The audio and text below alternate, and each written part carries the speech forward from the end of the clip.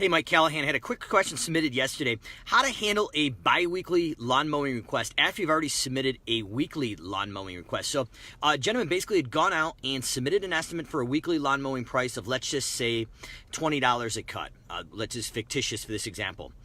Now, once he submitted this $20 a cut estimate submission to the consumer, they said, perfect, we want you, but we want bi-weekly mowing for $20. So gentlemen want to know, should he keep the same price, change it, or how does he actually handle that? So in the fictitious example of a $20 mowing weekly, the way I would handle that is, and the way we handled it in my company is, in every other week was 1.5 times the normal mowing price.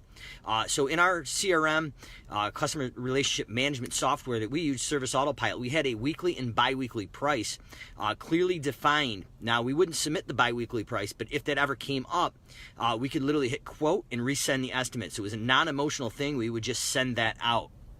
So to recap, I would not bend on that. Your labor, on average, what we've found is about 50% more for an every other week cut. And what we're really trying to do is drive reoccurring revenue on a weekly basis. That's the value of where your business is. In your pocket, and then down the line, if you ever go to sell that business, the more reoccurring revenue you have on a weekly basis or consistent basis for a 6 or 8 step fertilizing program is where the value of your business is going to be. That's going to give you the cash flow to pull yourself as the business owner out of the business from the day-to-day grind.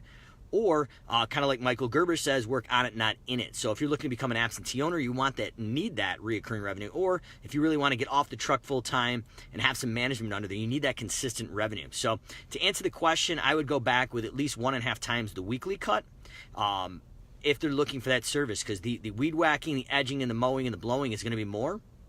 And to take the emotion out of it, I would just set it up in your estimating software where you enter in the square footage or the amount of time you think it's going to take. So if you measure the square footage of the lawn and it comes up with a set price, the square footage would go in and automatically calculate a weekly and bi-weekly price. So if they come back and ask for that bi-weekly price, you can automatically just hit quote and resend it. So there's no emotion.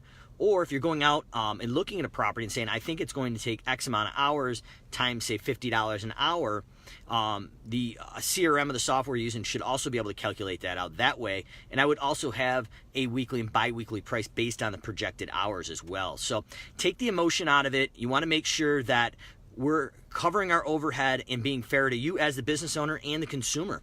So if you quoted a weekly price, let's say $20, I'd say you got to be at least 1.5 times that at $30 a cut.